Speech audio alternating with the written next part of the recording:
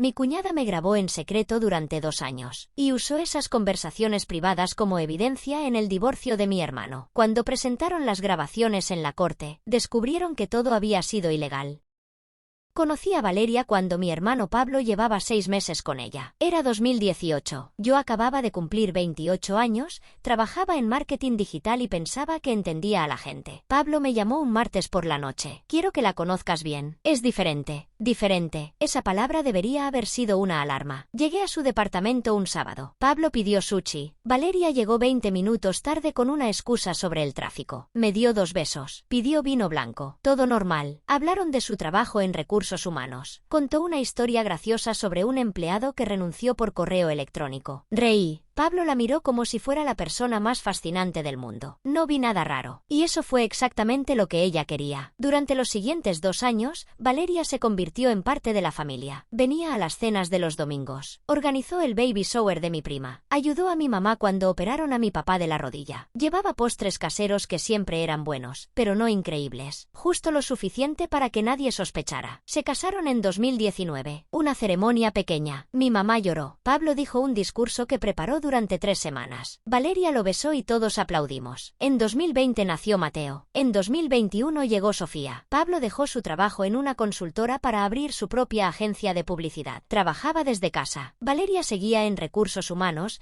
pero empezó a trabajar medio tiempo después del segundo embarazo. Todo parecía bien. Ahora sé que parecía es la palabra más peligrosa del idioma español. Las señales empezaron a finales de 2021. Fui a su casa un jueves. Pablo estaba en una videollamada importante. Valeria me ofreció café. Fuimos a la cocina. ¿Crees que Pablo debería aceptar ese cliente de cannabis medicinal? Me preguntó de repente. No sabía de qué hablaba. ¿Qué cliente? Valeria frunció el ceño. No te contó. Está considerando representar una marca de cannabis. Dice que es el futuro. Yo creo que va a arruinar su reputación. No sabía nada, admití. Claro, dijo, con un tono que no era exactamente amable. Tampoco es que hables mucho con él. Me quedé en silencio. Es broma, añadió, riéndose. A veces eres muy serio. Esa fue la primera vez que sentí algo raro. No podía señalarlo. No era un insulto directo, pero algo en la forma en que lo dijo, como si estuviera tomando nota de mi reacción. Dejé pasar. Error número 1. En diciembre, celebramos Navidad en casa de mis padres. Valeria llegó con Mateo y Sofía. Pablo llegó 1 hora después porque tuvo que terminar una propuesta. Mi mamá sirvió el pavo. Todo normal hasta que Valeria dijo, Pablo está trabajando demasiado. Me preocupa. Anoche se quedó hasta las 2 de la madrugada en su computadora. Ni siquiera sé si estaba trabajando. Mi mamá dejó el tenedor en el plato. ¿Qué querés decir con eso?, pregunté. Valeria levantó las manos. Nada, solo digo que trabaja mucho. No le busques 3 pies al gato. Pero ya había sembrado la duda. Mi mamá me miró. Mi papá tosió. Mi hermana menor, Clara, cambió de tema rápidamente. Después de la cena, busqué a Pablo en el jardín. Oye, ¿todo bien con Valeria? Claro, ¿por qué? No sé, dijo algo raro en la cena. Sobre que trabajas demasiado y que no sabes si realmente trabajas. Pablo se rió. Es que si trabajo demasiado. La agencia está despegando. Valeria se preocupa. No es nada. ¿Estás seguro? Tranquilo, hermano. Estamos bien. Me fui a casa pensando que exageraba. En enero de 2022, las cosas cambiaron. Valeria empezó a aparecer en reuniones familiares con su teléfono siempre en la mano. No era adicción normal. Era específico. Apuntaba la cámara hacia las conversaciones. No fotos. Vídeos. Lo noté porque un domingo, mientras discutíamos sobre política con mi papá, vi su teléfono apoyado contra una taza de café. La cámara estaba encendida. ¿Estás grabando?, le pregunté. Valeria me miró como si yo fuera paranoico. Estoy viendo el puntaje del partido. ¿Por qué? ¿Tenés algo que esconder? Me reí. No, solo preguntaba. Raro que preguntes, dijo, y guardó el teléfono en su bolso. Esa noche, Pablo me envió un mensaje. ¿Por qué le preguntaste a Vale si grababa? Se me hizo raro. Tenía el teléfono apuntando hacia nosotros. Estás viendo cosas donde no hay. Está estresada con los niños. No le pongas más presión. Dejé de preguntar, pero seguí observando. En febrero, Valeria organizó un almuerzo en su casa. Invitó a mis padres, a Clara y a mí. Pablo llegó tarde porque tuvo una reunión que se alargó. Valeria nos sirvió vino. Empezó a hablar de cómo Pablo se había vuelto distante. Anoche estábamos viendo una película y él se quedó dormido. En serio, ni siquiera puede quedarse despierto para pasar tiempo conmigo. Mi mamá dijo algo sobre el cansancio de emprender. Sí, pero el cansancio no es excusa para ignorar a tu esposa, respondió Valeria. Yo también trabajo y cuido a los niños y nadie me aplaude. Clara intentó mediar. Tal vez deberían hablar de eso los dos solos. Hablar, repitió Valeria, como si fuera una palabra ridícula. Claro, porque hablar soluciona todo. Pablo llegó 20 minutos después. La cena fue incómoda. Valeria apenas le dirigió la palabra. Mi mamá intentó romper el hielo preguntando por Mateo. Todo falló. Cuando nos fuimos, Clara me dijo en el coche, algo está podrido en esa relación. Lo sé, pero Pablo no quiere verlo. En marzo de 2022, Pablo me llamó llorando. Nunca había escuchado a mi hermano llorar. Ni cuando se rompió el brazo a los 12 años. Ni cuando reprobó el examen de manejo. Nunca. Vale me pidió el divorcio, dijo, con la voz rota. Me quedé en silencio 5 segundos. ¿Qué pasó? Anoche tuvimos una pelea. Llegué tarde de una reunión. Me dijo que soy un padre ausente, que no la apoyo, que la engaño. Le dije que no era cierto, que trabajo para darles una buena vida. Y entonces me dijo que ya no me ama, que se acabó. ¿La engañas? Pregunté, porque tenía que hacerlo. No, jamás. Pero ella está convencida. Dice que tiene pruebas. ¿Qué pruebas? No sé, no me quiso decir. Solo dijo que cuando llegue el momento, voy a entender. Esa frase me quedó dando vueltas en la cabeza. Cuando llegue el momento, voy a entender. ¿Qué significaba eso? Los siguientes 2 meses fueron un infierno. Pablo se mudó a un departamento temporal. Valeria se quedó en la casa con los niños. Mi mamá intentó mediar. Mi papá se mantuvo al margen. Clara y yo apoyamos a Pablo, pero Valeria empezó a enviar mensajes a la familia. A mi mamá, su hijo me destruyó el corazón. A Clara, apuesto a que estás feliz. Siempre te caí mal. A mí, cuídate. Vas a elegir mal a quien apoyas. Yo no respondí ninguno. En mayo, Valeria contrató a una abogada. Pablo contrató a otra. Comenzó la guerra. La abogada de Pablo se llamaba Daniela. Era joven, intensa y hablaba rápido. La conocí cuando Pablo me pidió que lo acompañara a la consulta inicial. Señor Gutiérrez, dijo Daniela, viendo los papeles. Su esposa está pidiendo la custodia exclusiva de los niños,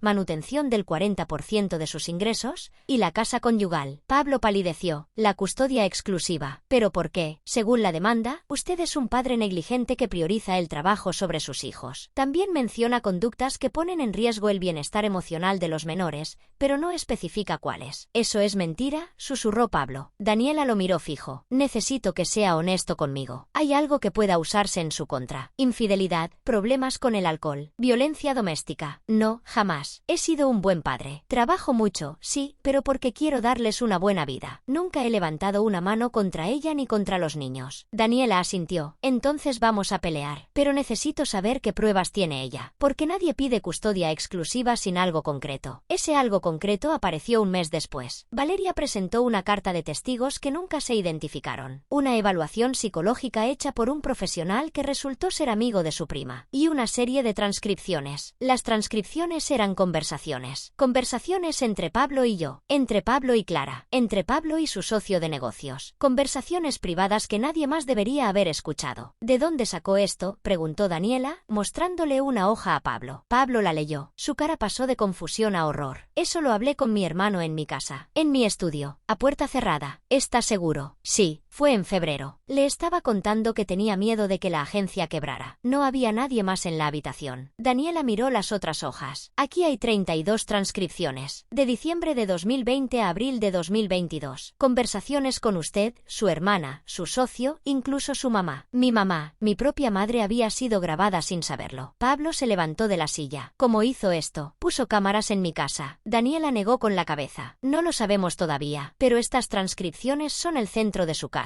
Ella dice que usted habla mal de ella con su familia, que planea esconder activos, y que ha admitido no querer pasar tiempo con sus hijos. Todo eso es sacado de contexto, dije yo, que había estado en silencio. El contexto no importa en un juicio de familia. Lo que importa es lo que se puede probar. Y ella tiene transcripciones. Nosotros tenemos la palabra de ustedes. Esa noche, Pablo y yo revisamos cada transcripción. Algunas eran exactas, otras estaban editadas, frases cortadas, respuestas fuera de orden. En una, Pablo decía, a veces no sé si puedo con todo, los niños demandan mucha energía y yo llego agotado. En la transcripción de Valeria, eso aparecía como, no sé si puedo con los niños. Llego agotado y no quiero verlos. Una palabra cambiada. Un significado completamente distinto. Esto es una locura, dije. ¿Cómo consiguió esto? Pablo apoyó la cabeza en la mesa. No lo sé, hermano, pero vamos a descubrirlo. El 15 de julio de 2022, todo explotó. Pablo y yo fuimos a la casa para recoger algunas cosas de los niños. Era su día de visita. Valeria nos abrió la puerta con una sonrisa falsa. Pasen, los niños están en el jardín. Pablo subió a buscar las mochilas. Yo me quedé en la sala. Valeria se sentó frente a mí. ¿Sabes qué es lo peor de todo esto?, dijo, sin que yo le preguntara nada. No, decime, que Pablo podría haber evitado todo esto. Solo necesitaba ser honesto. Pero mintió. Me mintió a mí, a tus padres, a todos. Valeria, no sé de qué hablas. Ella se inclinó hacia adelante. Hablo de las grabaciones. Por supuesto. ¿Crees que no sé que ya las viste? Sentí un escalofrío. ¿Cómo sabes que las vimos? Porque Pablo no me mira a los ojos desde hace 3 semanas. Eso siempre pasa cuando está tramando algo. Valeria, ¿cómo conseguiste esas grabaciones? Sonrió. No una sonrisa amable. Una sonrisa de victoria. Las hice yo. El silencio duró 10 segundos. ¿Las hiciste vos? ¿Cómo? Tengo un dispositivo en el estudio de Pablo. Se activa con movimiento. Graba todo. Conversaciones, llamadas, todo. Me quedé helado. En el estudio de Pablo. En su casa. Eso es legal. Valeria se rió. Legal.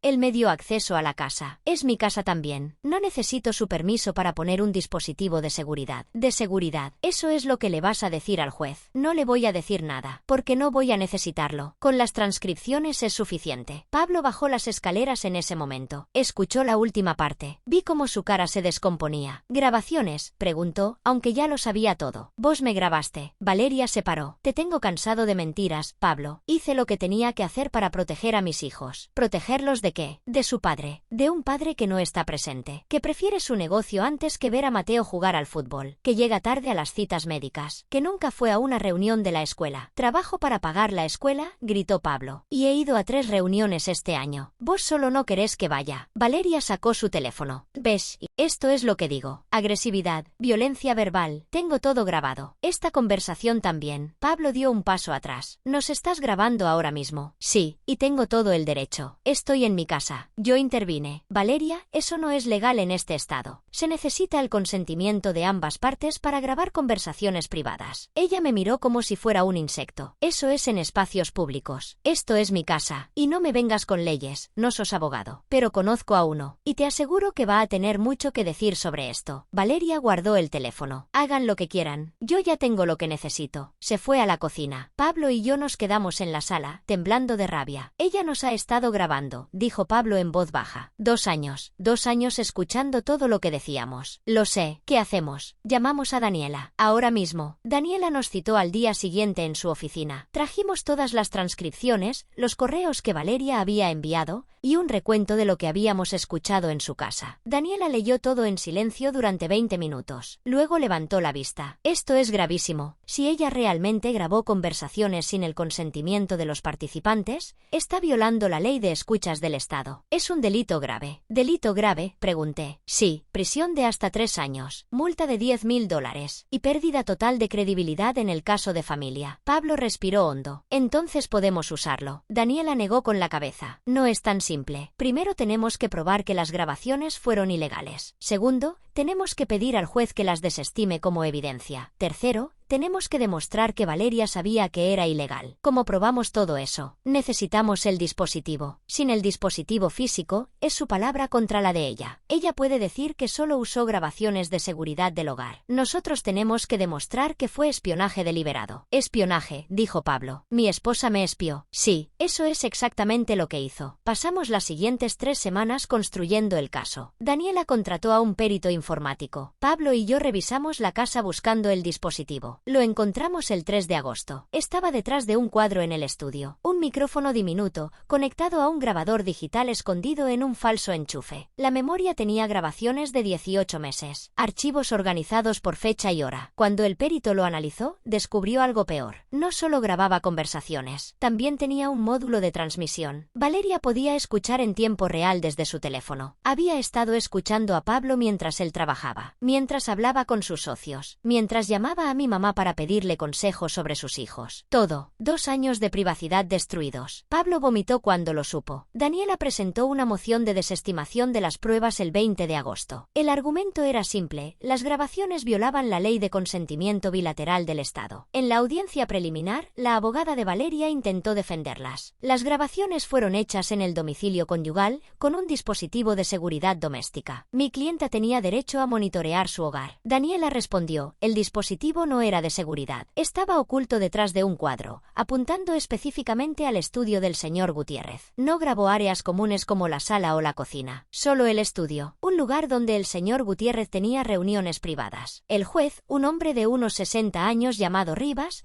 pidió ver el dispositivo. Lo examinó durante 5 minutos. Señora abogada, dijo, dirigiéndose a la representante de Valeria. Su clienta informó al señor Gutiérrez sobre la existencia de este dispositivo. El domicilio es conyugal. No necesita informar, pero la ley lo requiere. En este estado, todas las partes deben consentir una grabación de una conversación privada, independientemente de dónde ocurra. Usted sabe eso. La abogada de Valeria se quedó en silencio. Además, continuó el juez, el dispositivo no parece ser un equipo de seguridad estándar. Tiene capacidad de transmisión remota. Eso sugiere intencionalidad. Daniela aprovechó. Su señoría, solicitamos que todas las transcripciones y grabaciones sean desestimadas como evidencia. También solicitamos que se inicie una investigación penal contra la señora Valeria Martínez por violación de la ley de escuchas. Valeria, que estaba en la sala, se puso blanca. Investigación penal, susurró. La abogada le puso una mano en el hombro para que se callara. El juez Rivas dio su decisión una semana después. El 2 de septiembre de 2022, el juez dictaminó: primero, las grabaciones eran ilegales por falta de consentimiento de todas las partes. Segundo, las transcripciones no podían usarse como evidencia en el caso de divorcio. Tercero, el dispositivo debía ser entregado a las autoridades para una investigación penal. Además, el juez emitió una orden de restricción temporal. Valeria no podía acercarse al estudio de Pablo ni a sus dispositivos electrónicos. En su fallo, el juez escribió: la señora Martínez violó la confianza fundamental del matrimonio y la privacidad de múltiples personas. Su conducta sugiere una manipulación sistemática de la evidencia. El tribunal no tolerará tácticas de espionaje doméstico en este proceso. Pablo lloró cuando leímos el fallo. No de tristeza, de alivio. ¿Ahora qué?, pregunté. Ahora, dijo Daniela, ella no tiene caso. Sin las grabaciones, sus acusaciones son solo palabras sin respaldo. El juez ya vio su estrategia. No le va a creer nada. Valeria intentó apelar. Contrató a otro abogado. Presentó nuevas pruebas. Nada funcionó. En octubre, el caso de familia se reabrió sin las grabaciones. Valeria perdió la petición de custodia exclusiva. El juez otorgó la custodia compartida con un régimen de visitas equilibrado. En noviembre, la Fiscalía presentó cargos contra Valeria. 2 cargos de grabación ilegal de conversaciones privadas. Cada cargo con hasta 3 años de prisión. La audiencia penal fue en enero de 2023. Yo testifiqué. Conté cómo Valeria había admitido las grabaciones en su propia casa. Como había dicho, tengo todo grabado delante de mí. Como había sonreído cuando lo confesó. Pablo testificó. Contó el infierno de saber que cada palabra que dijo durante 2 años había sido escuchada. Que ya no podía dormir sin revisar las paredes. Que sus hijos le preguntaban por qué mamá estaba tan enojada. Mi mamá testificó. Dijo que Valeria la había llamado una suegra entrometida. En una conversación que nunca supo que estaba siendo grabada. Que se sintió violada cuando lo descubrió. Clara testificó. Dijo que Valeria le había enviado mensajes amenazantes después de la separación, que había intentado manipular a sus sobrinos para que odiaran a su padre. La abogada de Valeria intentó defenderla diciendo que estaba enferma,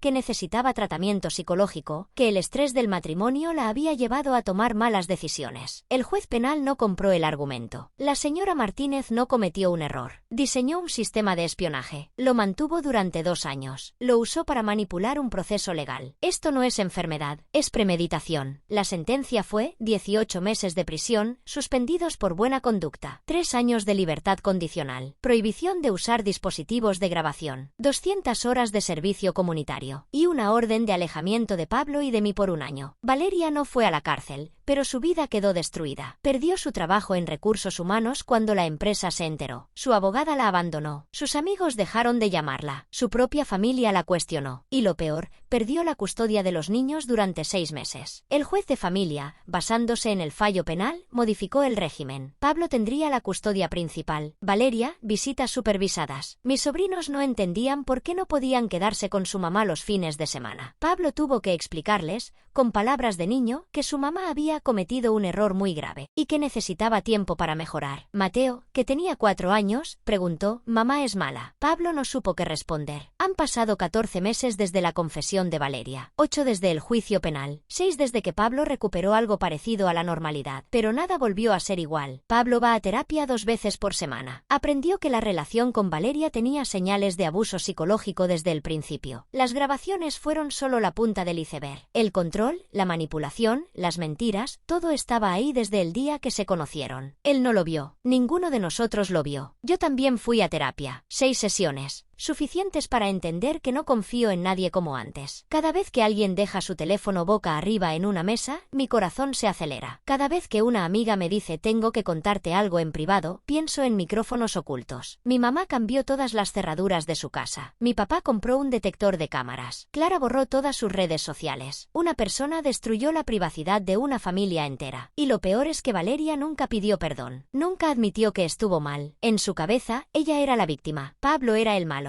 Nosotros éramos los cómplices. En la última audiencia, cuando el juez le preguntó si entendía el daño que había causado, ella respondió: «Solo quería proteger a mis hijos». El juez la miró con una mezcla de lástima y cansancio. «Señora Martínez, usted no protegió a nadie. Usted destruyó a su familia». Hoy, mientras escribo esto, Pablo está en su casa con Mateo y Sofía. Están viendo una película. Comen pizza. Se ríen. Por fuera, todo parece normal. Por dentro, Pablo todavía revisa los enchufes antes de acostarse. Aprendí algo en este proceso. La confianza no es solo creer que alguien no te hará daño. La confianza es creer que alguien respetará tus límites incluso cuando esté enojado. Especialmente cuando esté enojado. Valeria no respetó límites. No porque fuera mala persona en origen, sino porque creía que su dolor justificaba cualquier cosa. Y ese es el verdadero peligro. No el espía con micrófonos ocultos, sino el familiar que cree que vigilar te da derecho a invadir. La privacidad no es para quienes tienen algo que esconder. La privacidad es para todos, porque sin ella no podemos ser vulnerables. Y sin vulnerabilidad no hay amor real. Pablo amaba a Valeria. Realmente la amaba. Ella confundió el amor con control. Y por eso, hoy, él está solo con sus hijos en una noche de pizza. Y ella está sola en un departamento que alquila con el dinero que le prestó su prima, la única que aún le habla. Las grabaciones le dieron lo que quería, poder, pero le costaron todo lo que valía la pena tener. Mi hermano sigue en terapia. Mis sobrinos todavía preguntan por qué no pueden ver a su mamá. Y yo todavía reviso mi mochila antes de salir de casa. Algunas heridas no cierran. Solo aprendes a vivir con las cicatrices.